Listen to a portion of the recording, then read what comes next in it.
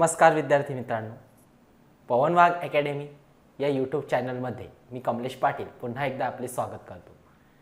विद्यार्थी मित्रांनो, आपण इयत्ता 10वी कुमार भारती या पाठ्यपुस्तकाचा अभ्यास करत होतो। याआधी आपण या पाठ्यपुस्तकातील पाठांचा अभ्यास केलेला आहे। त्या पाठांवर आधारित व्हिडिओ आपले यूट्यूबवर उपलब्ध झालेले आहेत। ते तुम्ही पाहिले नसतील तर ते तुम्ही अवश्य पाहावे, याचा नक्कीच तुम्हाला फायदा होणार आहे। विद्यार्थी मित्रांनो, आपण आपल्या मागच्या व्हिडिओमध्ये बालसाहित्यिका गिरजा कीर हा पाठ अभ्यासत होतो। या पाठामध्ये आपण बालसाहित्यिका गिरजा कीर यांनी जे लिहिलेले बालसाहित्य आहे त्या बालसाहित्यांविषयी माहिती आपण मिळवत होतो।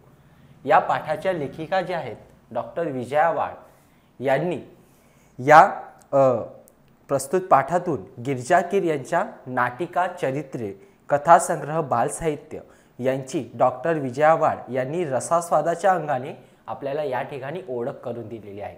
म्हणजे काय की रसास्वाद म्हणजे काय, आपण याआधी याचा अभ्यास केलेला आहे। रसास्वाद म्हणजे एखादं साहित्य तुम्ही वाचल्यानंतर एखादं पुस्तक तुम्ही वाचल्यानंतर त्या पुस्तकामध्ये, त्या साहित्यामध्ये कोणती गोष्ट तुम्हाला आवडली, कोणती गोष्ट तुम्हाला आवडली हे मांडता येणे म्हणजे त्या साहित्याचा रसास्वाद करणे होय। ओके, तर अशा प्रकारे आपण याआधी बालसाहित्यिका गिरजा कीर यांनी लिहिलेले जे नाटकं आहेत त्या नाटकांविषयी अभ्यास केला होता। त्यानंतर आपण हेही पाहिले होते की त्यांचे जे लिखाण होते ते चमत्कारिक किंवा अद्भुतरित्या या विषयांना पकडून न होते, या विषयांना धरून न होते। त्यांनी जे लेखन केले ते बालकांच्या दैनंदिन जिव्हाळ्याचे जे प्रश्न होते त्या दैनंदिन जिव्हाळ्याचे जे प्रश्न आहेत त्या प्रश्नांना धरून त्यांनी लिखाण केलेले आहे। म्हणजे काय की आपण पाहतो की सामान्यपणे जे बालसाहित्य लिहिले जातात ते बालसाहित्यांचा विषय असतो की एखादी चमत्कारिक गोष्ट असते, अद्भुतता, परीच्या गोष्टी वगैरे अशा गोष्टी असतात। परंतु ही जी परंपरा होती या परंपरेला छेद देण्याचा प्रयत्न महान लेखिका गिरजा कीर यांनी केलेला आहे। आणि त्यांनी आपल्या साहित्यामध्ये बालकांच्या दैनंदिन जिव्हाळ्याचे जे प्रश्न असतात त्याची मांडणी त्यांनी केलेली आहे। तर अशा प्रकारे हे जे बालसाहित्यक असतात म्हणजे याच्यावर बालसाहित्य कमी प्रमाणात लेखन केले जाते। म्हणून या ठिकाणी डॉक्टर विजया वाड म्हणतात की हे कशी आहे, हे प्रांत पूर्णतः दुर्लक्षित आहे। हे जे प्रांत म्हणजे बालसाहित्य रचना ही पूर्णतः दुर्लक्षित असते, म्हणजे कमी प्रमाणात बालसाहित्याची रचना होत असते। त्यानंतर आपण पाहिले होते की पुण्याच्या रजनी परांजपे यांनी या वयोगटासाठी म्हणजे बालकांसाठी साधी सोपी जोड अक्षर विरहित पुस्तके लिहिलेली आहेत। आणि हे पुस्तक म्हणजे हा जो उपक्रम आहे त्यांचा, हा जो प्रकल्प त्यांनी राबवलेला आहे त्यांच्या या स्तुत्य प्रयत्नाला गिरजाबाईंची ही बालनाटके साथ देतात। ती जी बालनाटके आहेत त्यांची भाषासुद्धा अत्यंत सोपी आणि साधी असते, बरोबर। आणि पुण्याच्या रजनी परांजपे यांनी जे पुस्तके लिहिलेली आहेत, पुस्तकांची रचना केलेली आहे, ती पुस्तकं कशी आहेत, त्यामधली अक्षरे कशी आहेत तर ती जोड अक्षरे विरहित आहेत। म्हणजे साधी सोपी अक्षरे मुलांना सहज वाचता येतील अशी भाषा त्या ठिकाणी त्यांच्या त्या पुस्तकांची आहेत। आणि तशीच बालसाहित्य, बालनाटके जी आहेत, आपण बालनाटकांचा अभ्यास करत होतो याआधी, तर तशीच बालनाटके या गिरजा कीर या महान लेखिकेंची आहेत। अत्यंत साधी आणि सोपी, जी लहान मुलांना सहज समजेल अशी भाषा यांच्या बालनाटिकांमध्ये वापरलेली असते। पहा, पुढे आपल्या पाठ्यपुस्तकातील पान नंबर 17 वर मला विशेष आवडलेल्या एका बालनाटिकेचा उल्लेख करते। नाव आहे एक अर्ज आहे बाप्पा। पहा, आता या ठिकाणी आपण महान बालसाहित्यिका गिरजा कीर यांच्या नाटक पहा, त्यांनी केलेले नाटक, चरित्रे, कथासंग्रह, बालसाहित्य ही जी रचना त्यांनी केलेली आहेत यांचा अभ्यास आपण करत आहोत।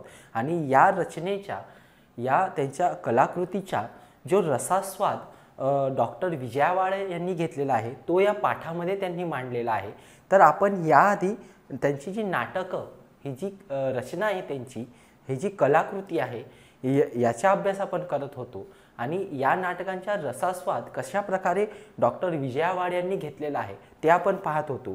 तर डॉक्टर विजया वाड म्हणतात की मला या ठिकाणी गिरजा कीर यांच्या आवडलेली एक बालनाटिकेचा मी या ठिकाणी उल्लेख करते आहे. ती बालनाटिका म्हणजे त्या बालनाटिकेचे नाव आहे एक अर्ज आहे बाप्पा. पहा या ठिकाणी या बालनाटिकेचे नाव काय आहे, एक अर्ज आहे बाप्पा. पहा या बालनाटिकेचा विषय काय आहे तर सुजाता आणि सदानंद यांच्या घरात घडणारी ही गोष्ट. पहा सुजाता आणि सदानंद हे दोन दाम्पत्य आहेत आणि यांच्या घरात ही घडणारी गोष्ट आहे. घरातील मोठी माणसं बाहेर गेली आहेत आणि अशा वेळी छोटी मुलं महत्त्वाचा विचार विनिमय करत आहेत. या ठिकाणी काय होते आहे की या बालनाटकामध्ये त्यांनी मांडलेलं आहे की घरातली जी मोठी मंडळी आहेत ती सगळी बाहेर गेलेली आहेत आणि जी छोटी मुलं आहेत ती महत्त्वाचा विचार विनिमय करत आहेत. विचार विनिमय म्हणजे करणे म्हणजे काय, विचार विनिमय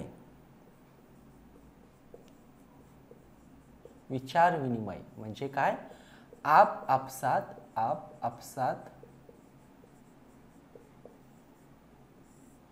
चर्चा करणे. चर्चा करणे, विचार विनिमय करणे म्हणजे काय, आपसात चर्चा करणे. अशा प्रकारे ही जी लहान मंडळी आहे ही विचार विनिमय करत आहेत. मुलांसाठी कोणता प्रश्न इतका निकडीचा असतो, निकडीचा म्हणजे तीव्र गरजेचा. निकडीचा म्हणजे काय, निकडीचा म्हणजे काय, निकडीचा म्हणजे तीव्र गरजेचा, तीव्र किंवा गरजेचा, तीव्र असतो किंवा गरजेचा असतो, गरजेचा. या ठिकाणी मुलांसाठी कोणता प्रश्न निकडीचा असतो तर आई बाबा शेजारी या मोठ्यांची बॉसिंग त्यांना सहन होत नाही. या ठिकाणी लहान मुलं जी असतात ती लहान मुलं या नाटकामध्ये अत्यंत सुंदर हे नाटक आहे विद्यार्थी मित्रांनो. आणि या नाटकामध्ये जी लहान मुलं आहेत हे लहान मुलं घरातली मोठी मंडळी बाहेर गेलेली आहे आणि ही लहान मुलं आपापसात विचार विनिमय करत आहेत म्हणजे काय, महत्त्वाची चर्चा, आपापसात चर्चा करत आहेत. तर या ठिकाणी मुलांचा एक निकडीचा प्रश्न आहे म्हणजे महत्त्वाचा जो प्रश्न आहे, तीव्र प्रश्न आहे, तो प्रश्न म्हणजे काय तर आई बाबा शेजारी या मोठ्यांचं बॉसिंग त्यांना सहन होत नाही. बॉसिंग म्हणजे काय, आपण घरामध्ये जी लहान मुलं असतात त्यांना आई बाबा नेहमी म्हणत असतात हे करू नको, ते करू नको, बरोबर. आपले शेजारी पाजारी सुद्धा म्हणत असतात की असं करू नको, इकडे जाऊ नको, जास्त बोलू नको, जास्त आगाऊपणा करू नको, असे सतत आपल्याला काही ना काही ते टोमणे मारत असतात. हे जे लहान मुलं असतात हे असे विचार करतात की आपल्या घरामधले आई वडील, जे मोठी ज्येष्ठ मंडळी आहे आपल्या घरातील किंवा शेजारी पाजारी हे नेहमी आपल्यावर नजर ठेवून असतात, आपल्याला नेहमी ते काही ना काही बोलत असतात. आपण हे काहीतरी केलं की हे करू नको, ते करू नको, नेहमी आपल्यावर बंधनं आणत असतात, असं हे लहान मुलांना त्या ठिकाणी वाटत आहे. म्हणून त्यांचा जो हा महत्त्वाचा प्रश्न आहे तो आहे की त्यांना आई बाबा आणि शेजारी या मोठ्यांचं बॉसिंग, बॉस ज्याप्रमाणे बॉस आपल्यावर धाक जमवतो, ज्याप्रमाणे आपला बॉस आपल्यावर धाक जमवतो तसं हे मोठी ज्येष्ठ मंडळी जी आहेत ती लहान मुलावर धाक जमवत असतात आणि त्यांचे हे जे बॉसिंग आहे ते त्यांना सहन होत नाही म्हणजे काय, त्यांना आवडत नाही. पण हे सांगणार कुणाला, म्हणून ते कोणाला सांगणार तर मग सर्वांना वाटतं की आपल्या तक्रारीच्या पाढाच वाचू अर्जात आणि हा अर्ज चक्क बाप्पा पुढे ठेवूया. आता त्यांच्या ज्या तक्रारी आहेत त्यांनी सगळ्या तक्रारी एका कागदावर लिहिलेल्या आहेत म्हणजे एक अर्ज लिहिलेला आहे. ज्या प्रकारे आपण अर्ज लिहित असतो एखाद्या गोष्टीविषयी त्या प्रकारे त्यांनी अर्ज या ठिकाणी लिहिलेला आहे. आणि अतिशय गमतीदार हे नाटक आहे विद्यार्थी मित्रांनो. ते लहान मुलं अतिशय कोमल, नाजूक आणि अतिशय साध्या मनाची ही मुलं असतात. आपण म्हणत असतो मुलं म्हणजे देवाघरची फुलं असतात आणि त्यांचे जे प्रश्न आहेत त्यांनी या ठिकाणी अतिशय सुंदर पद्धतीने मांडलेले आहेत की त्यांना मोठ्यांचे बॉसिंग आवडत नाही तर पण ते सांगणार कुणाला, त्यांची तक्रार कुणाजवळ करणार. पहा, ते तक्रार कोणाजवळ करतायत तर त्यांनी काय केलं, आपल्या तक्रारीच्या पाढा वाचू अर्जात म्हणजे काय, एक पाढा वाचणे म्हणजे काय, एकामागे एक तक्रार करणे. पहा, पाढा वाचणे विद्यार्थी मित्रांनो हा एक वाक्प्रचार आहे आणि पाढा वाचणे या वाक्प्रचाराचा अर्थ आहे एकामागे एक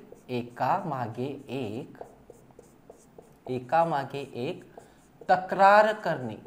पहा, तक्रार करणे म्हणजे काय, पहाडाच वाचणे. तर या ठिकाणी कोणत्या गोष्टीचा पहाडा वाचतायत ते, तर त्यांना जे प्रश्न पडलेले आहेत, त्यांच्या ज्या तक्रारी आहेत ते त्या पूर्ण अर्जामध्ये त्या लिहिता आहेत आणि हा अर्ज चक्क बाप्पा पुढे ठेवला आहे. बाप्पा म्हणजे कोण, आपले गणपती बाप्पा. तर त्या गणपती बाप्पा पुढे त्यांनी तो अर्ज ठेवला आहे आणि त्यांच्या ज्या तक्रारी आहेत, त्यांचे जे म्हणणं आहे, त्यांचा जो निकडीचा प्रश्न आहे तो ते कोणाला सांगतायत, ते गणपती बाप्पाला सांगतायत. देव नक्की प्रसन्न होईल आणि मग सुरू होते एक सामुदायिक अर्जलेखन. आणि अशा या चर्चेतून ते चर्चा रंगलेली आहे आणि या चर्चेतून ते लहान बालकं ठरवतात की आपण आपल्या तक्रारी कोणाला सांगायच्या. तर ते ठरवतात की आपल्या या सगळ्या तक्रारी बाप्पाला आपण सांगूया. तर ते असं ठरतं आणि सगळ्या एकामागून एक तक्रारी त्या अर्जामध्ये त्या लिहून टाकतात आणि असं सुरू होतं सामुदायिक अर्जलेखन. इथे लेखिकेने काय छान तक्रारी मांडल्यात पहा. आईची शिपॉनची साडी नेसायला मिळालीच पाहिजे. पहा, या नाटकामध्ये लेखिकेने अतिशय सुंदरपणे तक्रारी मांडल्यात. म्हणजे कोण, लेखिका गिरिजा कीर यांनी. पहा, तर आईची शिपॉनची साडी नेसायला मिळालीच पाहिजे. पहा, जी एक मुलगी आहे त्या घरातील, तिची तक्रार काय आहे की आईची जी शिपॉनची साडी आहे ती मला नेसायला मिळालीच पाहिजे. शिपॉन म्हणजे काय की तलम आणि नाजूक कपड्यांनी किंवा धाग्यांनी विणलेला आणि हलक्या वजनाची एक साडी असते. पहा, तलम आणि नाजूक धाग्यांनी विणलेली ही साडी असते आणि ही शिपॉनची साडी मला नेसायला मिळालीच पाहिजे. पहा, आईकडून जर मागितली तर आई म्हणेल नको, काय गरज आहे, कशाला साडी नेसायची, तुझ्यात ड्रेसच छान आहे. पण एखाद्या वेळेस पहा, तुम्ही पाहिलं असेल घरातले लहान मुलं जे असतात, लहान मुली, ती असे साडी वगैरे नेसून खेळत असतात. तर तशी ती एक मुलगी आहे, तिची तक्रार आहे की आईची शिपॉनची साडी मला नेसायला मिळालीच पाहिजे. दुसरी तक्रार या ठिकाणी आहे. पहा, बर्फ का गोला खाण्याची आजादी पाहिजे. पहा, लहान मुलांना बर्फाचा जो गोळा असतो तो खूप आवडत असतो आणि बर्फ का गोला खाण्याची आजादी, स्वातंत्र्य त्यांना पाहिजे आहे. पहा, आई वडील आपल्याला नेहमी रागवतात म्हणजे ते आपल्या चांगल्यासाठी रागवत असतात. विद्यार्थी मित्रांनो, ते म्हणतात की तू म्हणजे बर्फचा गोळा वगैरे किंवा बर्फाचा गोळा वगैरे खाल्ला की आपण आजारी पडू शकतो असं त्यांना वाटत असतं, म्हणून ते आपल्याला ते बर्फाचा गोळा वगैरे खाण्यावर बंदी घालतात. परंतु या ठिकाणी जी लहान मुलं आहेत ते म्हणतात की आम्हाला बर्फ का गोळा खाण्याची आजादी पाहिजे. पहा, या ठिकाणी तिसरी तक्रार आहे, भेड खायला मिळालीच हवी. पहा, भेड खायला मिळालीच हवी. मधू, भाऊ, विनया या मित्रमंडळींचं कशी बाप्पाचे रूप घेऊन येतात आणि एकमेकांशी कशी भांडू लागतात त्या प्रसंगात गंमत आली आहे. पहा, या ठिकाणी जे तक्रारी त्या मुलांनी मांडलेल्या आहेत की आईची शिपॉनची साडी नेसायला मिळालीच पाहिजे, बर्फ का गोला खाण्याची आजादी पाहिजे, त्यानंतर भेड खायला मिळाली पाहिजे. पहा, लहान मुलांना भेड वगैरे खूप आवडत असते, मग ते लहान मुलं म्हणतात की भेड खायला मिळालीच पाहिजे. पहा, मधू, भाऊ, विनया ही मित्रमंडळीच कशी बाप्पाचे रूप घेऊन येतात आणि एकमेकांशी भांडू लागतात त्या प्रसंगात गंमत आलेली आहे. पहा, या ठिकाणी जी मधू आहे, भाऊ आहे, विनय आहे, ही मित्रमंडळी बाप्पाचे रूप घेऊन येतात आणि एकमेकांशी भांडू लागतात. या प्रसंगात त्या प्रसंगात गंमत आली आहे. पहा, या ठिकाणी आपण याआधी म्हटलेलं आहे की जे बालसाहित्यिक आहेत, लेखिका गिरिजा कीर यांनी यांचे जे लेखन आहे ते कसे आहे की त्यांनी दैनंदिन जीवनातील दैनंदिन जिव्हाळ्याचे जे प्रश्न आहेत ते प्रश्न त्यांनी आपल्या लेखनामधून मांडलेले आहेत. त्यांच्या जो लेखनाचा विषय आहे विद्यार्थी मित्रांनो, तो एक चमत्कारिक नाही किंवा अद्भुत नाही. ही जी परंपरा होती बालसाहित्य लिहिण्याची की चमत्कारिक गोष्टींवर लिहिल्या गेल्या, जादूच्या गोष्टीवर बालसाहित्य लिहिले गेले, पण या परंपरेला त्यांनी छेद घातलेला आहे. त्यांचे हे जे नाटक आहे पहा, हे जे नाटक त्यांनी लिहिलेलं आहे यामधून आपल्याला समजतं की त्यांनी लहान मुलांच्या भावविश्वातील पहा, लहान मुलांचे जे भावविश्व असतं, बालकांचे जे बालपणाचे जे प्रश्न असतात, दैनंदिन जिव्हाळ्याचे जे प्रश्न असतात ते त्यांनी या ठिकाणी या नाटकांच्या माध्यमातून मांडलेले आहेत. आणि हे नाटक अतिशय गंमत या नाटकामध्ये आलेली आहे. जी लहान मुलं बाप्पाचे रूप घेऊन येतात आणि एकमेकांशी भांडू लागतात आणि अतिशय गमतीदार प्रसंग त्या ठिकाणी निर्माण झालेला आहे. या नाटिकेला मुलांच्या मनाच्या खिडक्या उघडण्याचे कौशल्य लाभले आहे. पहा, ही नाटिका पाहिल्यानंतर आपल्याला पण आपले बालपण आठवते. तर या नाटिकेला लहान मुलांच्या मनाच्या खिडक्या उघडण्याचे कौशल्य लाभले आहे. तर या नाटिकेच्या माध्यमातून मुलांच्या मनाच्या खिडक्या पहा, मनाच्या खिडक्या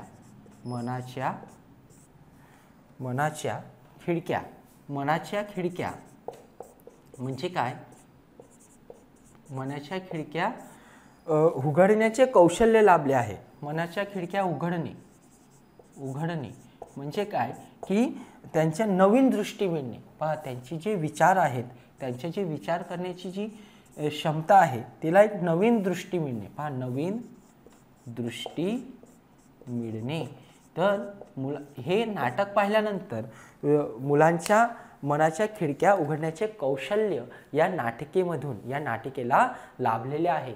की ही नाटिका पाहिल्यानंतर या नाटिकेमधून मुलांमध्ये जे कौशल्य निर्माण होईल की ते वेगळ्या पद्धतीने विचार करू लागतील.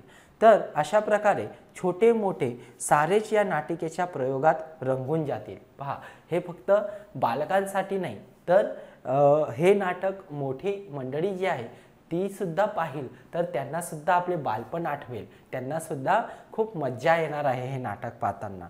तर यांचे जे लेखन आहे पहा, जे बालसाहित्य आहे ते फक्त बालकांसाठी नाही, तर हे बालसाहित्य मोठी मंडळी सुद्धा पाहू शकतात. अत्यंत अशी भाषाशैली, विषयाची रचना अत्यंत सुंदर पद्धतीने या ठिकाणी लेखिकेने केलेली आहे.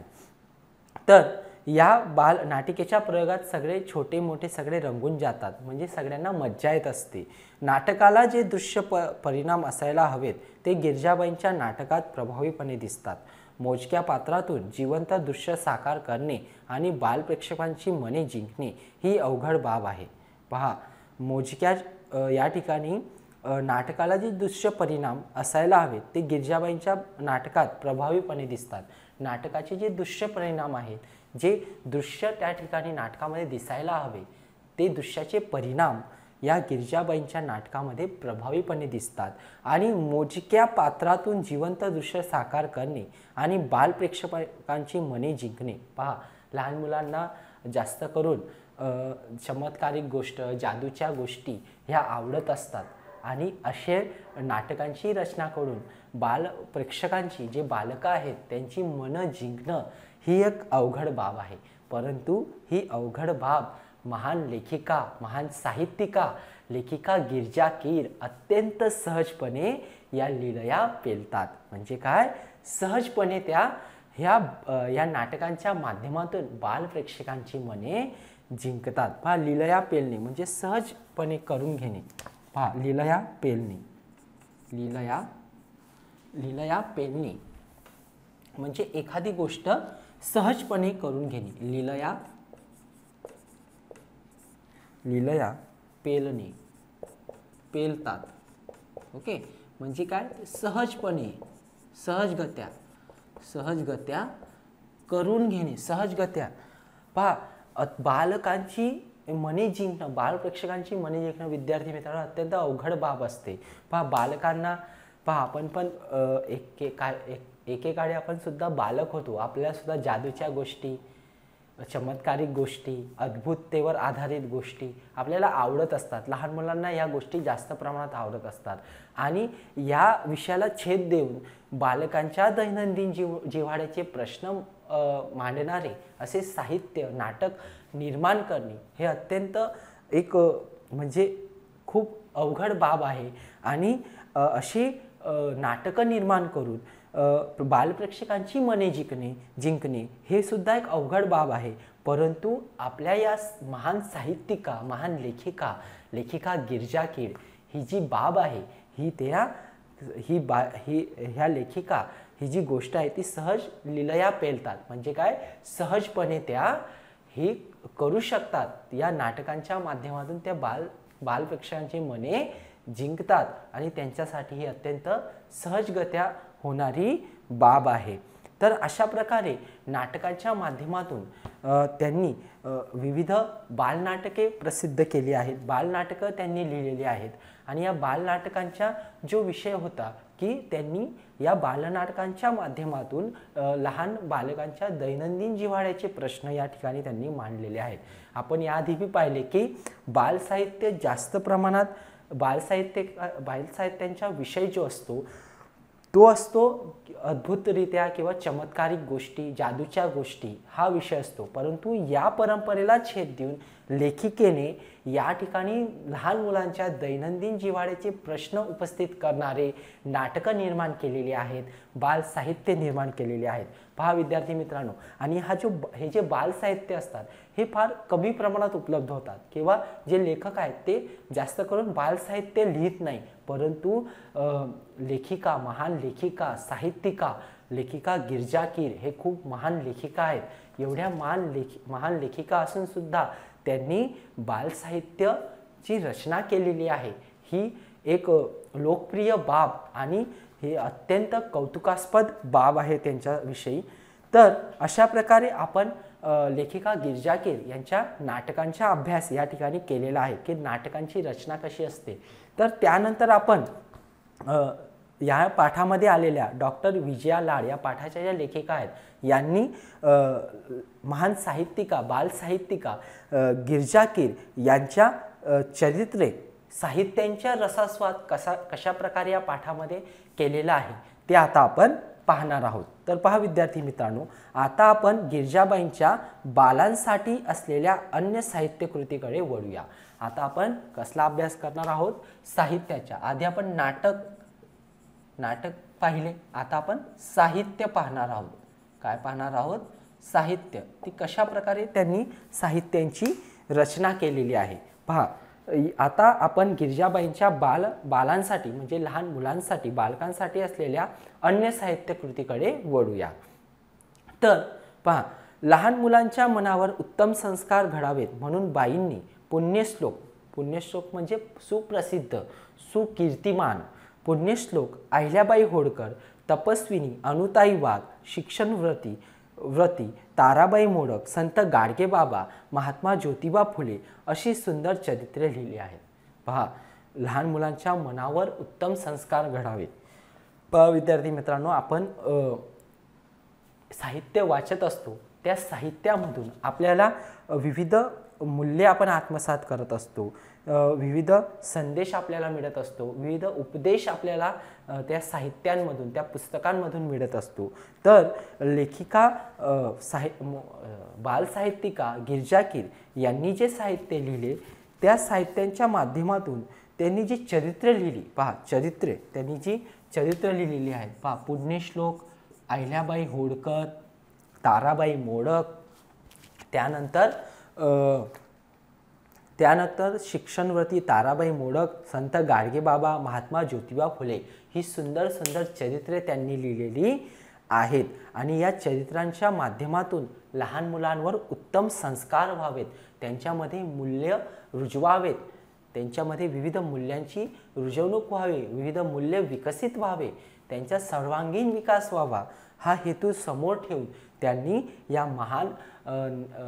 महान लोक जी आहेत, थोर पुरुष मंडळी जी आहेत आपल्या भारतातील, त्यांच्यावर त्यांनी चरित्रे लिहिली आहेत.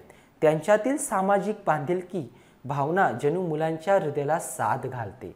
पहा, आता जे आपले थोर पुरुष होऊन गेले, महात्मा ज्योतिबा फुले, संत गाडगेबाबा, ताराबाई मोडक, पुण्यश्लोक अहिल्याबाई होळकर, तपस्विनी ऐनुताई वाघ यांची जी सामाजिक बांधिलकी आहे, यांनी जी सामाजिक कार्य केलेले आहे, ही सामाजिक कार्याची जी भावना आहे, सामाजिक बांधिलकीची जी भावना त्यांच्या मनात होती, हीच भावना मुलांच्या हृदयाला साथ घालते. म्हणजे काय, मुलांच्या हृदयाला साथ घालणे. पहा, हृदयाला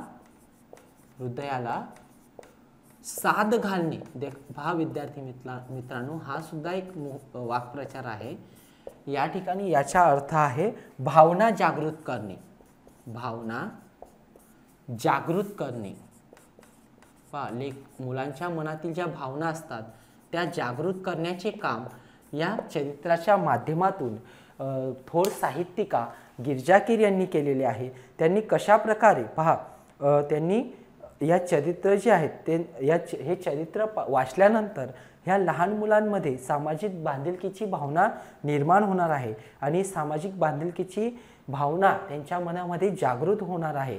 म्हणून म्हणतात की सामाजिक बांधिलकीची भावना जणू मुलांच्या हृदयाला साथ घालते. त्या म्हणतात थोरांनी केलेले कार्य पुढे नेणे हेच त्यांचं खरं स्मारक. पहा, आज आपण जे आपल्या भारतामध्ये महान पुरुष होऊन गेले, महान व्यक्ती होऊन गेले, त्यांनी जे आपल्या समाजासाठी, आपल्या देशासाठी जे कार्य केले, आपल्या समाजामध्ये समाज जागृती केली, समाजाला प्रगतीच्या मार्गावर नेऊन ठेवले, त्यांनी जे समाजासाठी काम केले, त्यांचे काम आपण नेहमी थोरांनी केलेले कार्य पुढे नेणे, ते आपल्या पुढच्या पिढीमध्ये त्यांची मूल्य रुजवणे, आपले येणारी जी पुढची पिढी आहे त्यांच्यामध्ये हे मूल्य रुजवणे हेच खऱ्या अर्थाने या थोर पुरुषांचे, महान नेत्यांचे या ठिकाणी स्मारक ठरेल. ज्या प्रकारे आपण त्यांच्या स्मारकांची पूजा करतो, फक्त पूजा करणे, त्यांना त्यांच्या पुण्यतिथीला, जयंतीला, जन्मतिथीला आपण त्यांना आठवण करतो, फक्त त्यांना आठवण करणे किंवा त्यांच्या स्मारकाची पूजा करणे हे एवढ्यापुरतं त्यांचं कार्य थांबत नाही विद्यार्थी मित्रांनो. तर त्यांनी समाजासाठी जी कार्य केले, त्यांनी जे मूल्यांची जोपासना केली, जे मूल्य आपल्याला त्यांच्याकडून मिळाले, तेच मूल्य आपल्या येणाऱ्या पुढच्या पिढीमध्ये रुजवावेत. म्हणून लेखिकेने या थोर पुरुषांचे चरित्र लिहिले आणि ते चरित्र वाचल्यानंतर बालकांच्या हृदयाला त्यांनी साथ घातलेली आहे. बालकांच्या मनातील भावना, सामाजिक बांधिलकीची भावना जागृत झालेली आहे आणि हे थोरांनी केलेले कार्य पुढे नेणे म्हणजे आपल्या पुढच्या पिढीमध्ये रुजवणे हेच खऱ्या अर्थाने त्यांचे स्मारक ठरेल. प्रत्येक चरित्रात त्यांनी एक महत्त्वाचा विचार मांडला आहे. पहा, प्रत्येक चरित्रामध्ये त्यांनी एक महत्त्वाचा विचार मांडला आहे आणि त्या विचारामधून आपल्याला एक मूल्य मिळतं आहे, एक संदेश मिळतो आहे, एक उपदेश मिळतो आहे आणि तो मूल्य, तो संदेश हे लहान बालकं आपल्या जीवनामध्ये ते मूल्य आपल्या व्यक्तिमत्वामध्ये, त्यातल्या जीवनामध्ये ते रुजवत आहेत. पहा, प्रत्येक चरित्रामध्ये त्यांनी एक महत्त्वाचा विचार मांडला आहे. उदाहरणार्थ महात्मा ज्योतिबा फुले यांच्या चरित्रात गिरजाकीर लिहितात, प्रत्येक सुशिक्षित स्त्रीला आपल्याला लिहिती बोलती करणाऱ्या या पित्याचे ऋण कधी विसरता येणार नाही. पहा, या ठिकाणी जे काम महात्मा ज्योतिबा फुले आणि सावित्रीबाई फुले यांनी महिला शिक्षणासाठी केलेले आहे, त्यांचे जे हे काम आहे ते अत्यंत थोर काम आहे आणि हा जो विचार महात्मा ज्योतिबा फुले यांच्या चरित्रामध्ये त्यांनी मांडलेला आहे, तर याच्यामधून ते लहान मुलांच्या मनातील भावना जागरूक होतात आणि जे थोर पुरुषांनी महिलांच्या शिक्षणासाठी जे काम केले त्यांचा हा वारसा आपण सुद्धा पुढे चालवावा, समाजासाठी काही ना काही काम करावे, म्हणून हे लहान मुलांच्या मनात या भावना जागृत होतील. पहा, ते म्हणतात की महात्मा ज्योतिबा फुले यांच्या चरित्रात गिरजाकीर लिहित आहेत की प्रत्येक सुशिक्षित स्त्रीला आपल्या लिहिती बोलती करणाऱ्या या पित्याचे ऋण कधी विसरता येणार नाही. समाजामध्ये जेवढ्या पण महिला आहेत त्या महिला आज प्रत्येक क्षेत्रामध्ये महिला पुढे दिसत आहेत. महिला प्रत्येक क्षेत्रामध्ये आज प्रगतीच्या मार्गावर आहेत, प्रत्येक क्षेत्रामध्ये आपले नावलौकिक ते करत आहेत, ते कोणामुळे? तर फक्त महात्मा ज्योतिबा फुले आणि सावित्रीबाई फुलेंमुळे. तर त्यांचे जे ऋण आहे पहा, थोरांनी मोठ्यांनी आपल्यावर जे ऋण केले आहे, ऋण म्हणजे काय? ऋण म्हणजे उपकार. त्यांचे जे हे उपकार आहेत ते प्रत्येक सुशिक्षित स्त्रीला ते विसरता येणार नाही. हे प्रत्येक सुशिक्षित स्त्री जी आहे, शिकलेली स्त्री महिला जी आहे, तिला ह्यांचे उपकार विसरता येणार नाही. हा मूल्य या ठिकाणी या महात्मा ज्योतिबा फुले यांच्या चरित्राच्या माध्यमातून लेखिका गिरिजा कीर बालकांच्या मनामध्ये रुजवण्याचा प्रयत्न करत आहेत की कशा प्रकारे आपल्या महिलांना शिक्षित करण्यासाठी अतिशय कष्ट सहन करून पहा, खूप विरोध झाला विद्यार्थी मित्रांनो. महात्मा ज्योतिबा फुले आणि सावित्रीबाई फुले यांनी मुलींसाठी पहिली शाळा उघडली सन 1848 मध्ये. तर अशा प्रकारे त्यांनी मुलींसाठी पहिली शाळा उघडली. त्यांना भरपूर प्रमाणात विरोध केला गेला, परंतु न थांबता त्यांनी जे कष्ट केले, जे प्रयत्न केले आणि त्यांच्या प्रयत्नातून आज प्रत्येक स्त्री हे सुशिक्षित म्हणून समाजामध्ये वावरू लागली. स्त्रियांना स्वातंत्र्य मिळाले, शिक्षणाचा अधिकार मिळाला आणि ते फक्त आणि फक्त कोणामुळे? तर आपल्या महात्मा ज्योतिबा फुले आणि सावित्रीबाई फुले यांच्यामुळे. तर त्यांचे हे जे कार्य आहे हे कार्य कोणतीही सुशिक्षित स्त्रीला विसरता कामा नये. तर हे जे विद्यार्थी मित्रांनो, हे जे मूल्य आहे, हे मूल्य या चरित्राच्या माध्यमातून या ठिकाणी लेखिका गिरिजा कीर ह्या मांडत आहेत. आणि अशा प्रकारे प्रत्येक चरित्रामधून त्यांनी एक महत्त्वाचा विचार या ठिकाणी मांडलेला आहे आणि या चरित्राच्या माध्यमातून या बालकांच्या मनावर, बालकांमध्ये एक मूल्य रुजवले जात आहे. तर अशा प्रकारे आपण या ठिकाणी आज कशा प्रकारे चरित्र लेखन लेखिका गिरिजा कीर यांनी केलेले आहे आणि कशा पद्धतीने डॉक्टर विजया लाड यांनी या चरित्राचा रसास्वाद या पाठामध्ये त्यांनी मांडलेला आहे, ते आपण या ठिकाणी पाहिलेले आहे. तर अशा प्रकारे त्यांनी संत गाडगेबाबा, ताराबाई मोडक, तपस्विनी अनुताई वाघ यांचे सुद्धा चरित्र लिहिलेली आहेत आणि त्या चरित्राच्या माध्यमातून कोणता महत्त्वाचा विचार त्यांनी या ठिकाणी मांडलेला आहे की ते चरित्र वाचल्यानंतर बालकांच्या मनावर एक वेगळा संस्कार निर्माण होत आहे. पहा, बालकांमध्ये उत्तम संस्कार निर्माण व्हावे म्हणून त्यांनी या थोर पुरुषांची चरित्र लिहिलेली आहेत आणि ते कोणासाठी लिहिलेले आहेत? तर बालकांसाठी. पहा, बालकांसाठी हे बालसाहित्य आहे विद्यार्थी मित्रांनो आणि हे वाचल्यानंतर या चरित्रांच्या माध्यमातून लहान मुलांवर उत्तम संस्कार घडले जात आहेत. तर अशा पद्धतीने विद्यार्थी मित्रांनो आजच्या या व्हिडिओमध्ये आपण जे चरित्र आहेत ते कशा प्रकारे लिहिलेले आहेत लेखिका बालसाहित्यिका गिरिजा कीर यांनी आणि आपल्या पाठाच्या लेखिका डॉक्टर विजया वाड यांनी कशा प्रकारे या चरित्रांचा रसास्वाद या ठिकाणी मांडलेला आहे याविषयी आपण अभ्यास या ठिकाणी केलेला आहे. आपल्या या पाठाचा राहिलेला भाग आपण पुढच्या व्हिडिओमध्ये अभ्यासणार आहोत. आजचा हा व्हिडिओ आवडला असेल तर लाईक करा, शेअर करा आणि आमच्या या चॅनलला सबस्क्राईब करा. धन्यवाद.